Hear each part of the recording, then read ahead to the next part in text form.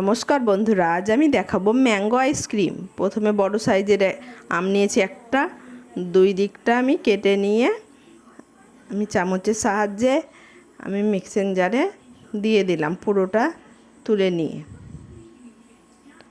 আমার পুরোটা প্রায় তুলে নেওয়া হয়ে গেছে। এবার 4 চামচ মতো চিনি দিয়ে দিলাম। তারপর আমি পেস্টটি করে নিলাম। পেস্টটি করে নেওয়ার পর আমি পাতলা করার জন্য অল্প একটু জল দিলাম, দিয়ে মিক্স করে আমি আইসক্রিম বানানোর জন্য ঢেলে দিলাম। পুরোটা আমার রেডি হয়ে গেছে। এবার আমি ডিপারে ভরে দিলাম। ডিপারে 6 ঘন্টা মতো আমি রেখে বার করে নিলাম আমার ম্যাঙ্গো আইসক্রিম।